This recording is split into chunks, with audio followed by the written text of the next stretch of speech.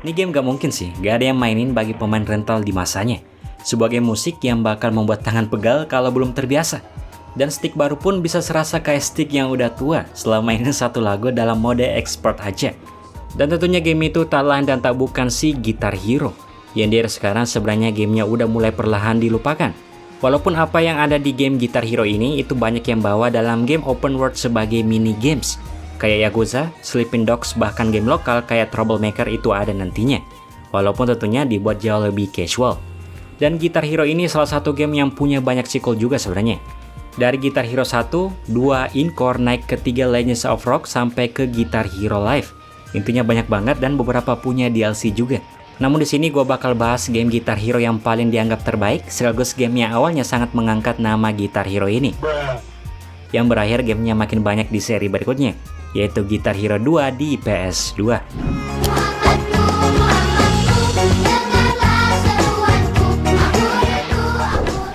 Oke, sebelum kita bahas bagaimana bentuk bahwa game ini sangat dicintai di Indonesia, kita coba bahas dulu lah basic awal dari game ini, tanpa ada campur tangan para modder. Nah, game ini dirilis di tahun 2006, setahun setelah game pertamanya di tahun 2005. Tentunya game ini didevelop oleh Red Octane dan dipublish oleh si Activision, yang sampai sekarang IP-nya itu masih dipegang oleh si Activision. Nah, di game keduanya ini sebenarnya kalau dibandingin nilai reviewnya dengan game sebelumnya, itu udah termasuk tinggi banget sebenarnya. Mayoritas dapat A dan secara penjualannya pun meroket di seri awalnya aja. Namun di seri keduanya ini jauh lebih gila lagi, baik dari segi nilai review ataupun dari segi penjualannya. Dan karena itulah game ini bahkan sampai merilis gitar controllernya untuk semakin mendalami peran sebagai pahlawan gitaris favoritnya NPC di game tersebut. Walaupun sebenarnya di game pertamanya itu udah merilis gitar controller juga. Tapi di seri keduanya ini makin banyak variasi dari berbagai vendor yang bekerja sama dengan si Red Octane dan Activision di masanya. Dan karena itulah di seri keduanya ini udah diberi notif awal bahwa kita bisa namanya pakai gitar controller aja supaya bisa mendalami peran dan ikutan gila dengan musik di game ini. Dari segi mode, game ini menyediakan 3 mode utama, yaitu Quick Play, Multiplayer, dan Career. Nah, Quick Play itu sama kayak main bebas di game fighting. Pilih karakter, terus bertarung. Di game ini tentunya juga sama, pilih lagu, tingkat kesulitan, terus tampil. Namun di awal lagunya itu cuma 8. Dan untuk membuka sekitar 56 lagu lainnya, ya main karirnya. Karena total lagu di game ini itu sekitar 64 lagu, kalau nggak salah ya. Cuma kalau untuk Xbox 360, game ini ada tambah lagu dalam bentuk DLC sebanyak 10 lagu. Yang berarti totalnya itu di Xbox 360 sekitar 74 lagu. Dan gameplaynya tentunya kalian tahu dan kelihatannya itu simple tapi aslinya susah banget. Apalagi yang nggak terbiasa yang namanya mencet tombol di belakang sticknya. Atau R1, R2, dan L1, L2 ditambah tombol X. R1 untuk warna merah, L2 untuk warna hijau, R1 warna kuning, R2 warna biru, dan X untuk warna oranye atau coklat. Jadi simpelnya kita tinggal menekan tombol itu di saat note atau nota nadanya itu udah pas sama tempat tombol menekan notnya. Kita berhasil maka poinnya itu bakal bertambah.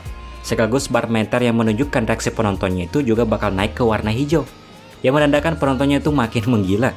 Sebaliknya kalau kita sering salah dalam menekan tombol atau kurang pas, ya bar meternya itu makin turun. Yang kalau udah menyentuh warna merah, suasana konsernya tuh langsung menjadi gelap. Penontonnya juga tuh makin marah-marah, dan kalau kita tetap salah, ya bisa-bisa konsernya berhenti dan kita gagal dalam menyelesaikan lagu itu.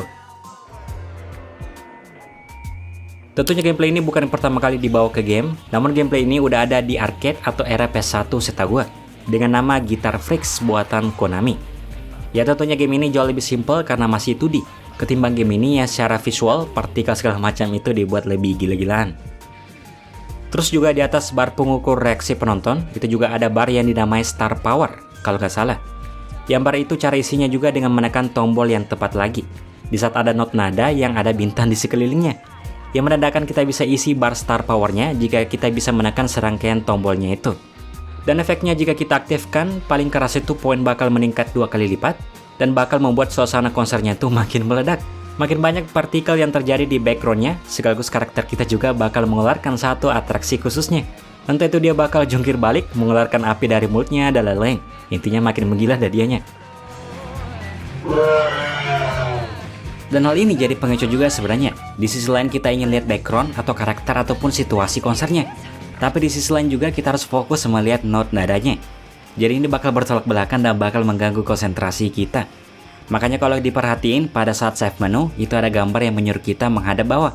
Emang tujuannya itu supaya kita lihat kata save-nya. Tapi arti lainnya itu ya kita disuruh fokus lihat not nada yang ada di gameplaynya, supaya kita nggak banyak salah dan bisa memanjakan para penontonnya.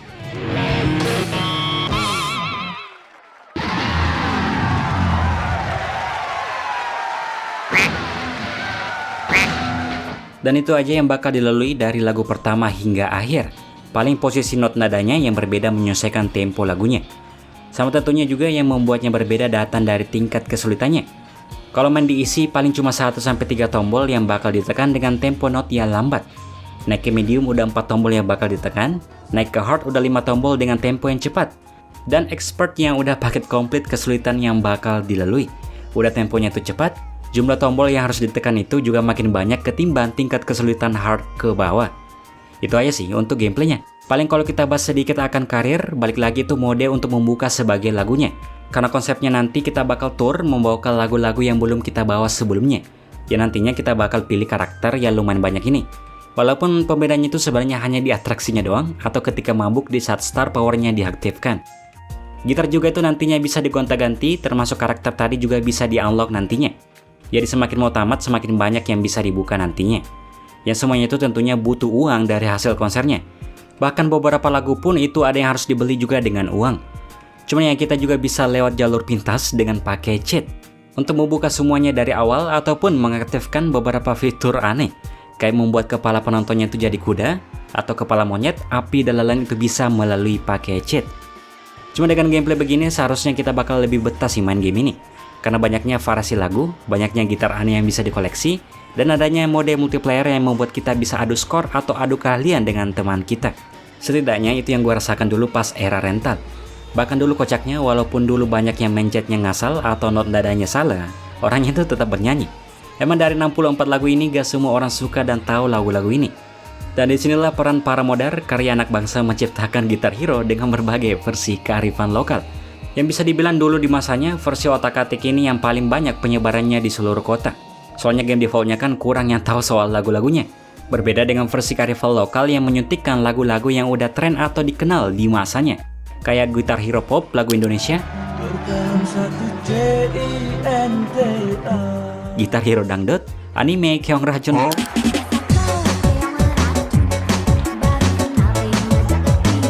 sampai versi Islami kayak Ramadan pun itu ada. Ya Allah, pada Muhammad nabimu, ampunilah dosaku. Dan itu yang membuat semua playernya di Indo relate dengan game ini dan menikmati gamenya berkat versi moddingannya ini. Cuma sayangnya tahun demi tahun game ini makin minim orang mainkan. Apalagi kan gamenya sendiri udah lama berhentinya atau udah lama gak dapat sequel setelah Guitar Hero Live. Karena mungkin melihat faktor pemain yang makin hari makin berkurang juga. Gak ada yang tahu bakal ada game ini lagi ke depannya atau enggak. Cuman kalau masalah lisensi musik dan lain-lain, gua rasa uang Activision masih banyak untuk mendapatkan lisensi lagu sekarang. Apalagi kan ada kata Microsoft sekarang di samping nama Activision. Tapi masalah laku atau tidaknya, yang gak ada yang tahu soal itunya. Mungkin kita menginginkannya, tapi belum tentu di bagian Eropa, Amerika sana bakal menginginkan game ini lagi. So ya, gua rasa itu aja pembahasan kita kali ini mengenai game yang termasuk favorit bagi pemain rental atau Guitar Hero. Kalau gue ada salah atau yang kurang, silakan kalian bisa menambahkannya melalui kolom komentar seperti biasanya. Makasih juga untuk para sultan yang udah support lebih ke channel ini, sekaligus yang udah aktif di grup komunitas juga. Moga aja rezeki kalian dilimpahkan selalu supaya bisa lanjut jadi member sultan di channel ini. Kesip, mantap, dan sampai ketemu di video berikutnya. Bye-bye guys.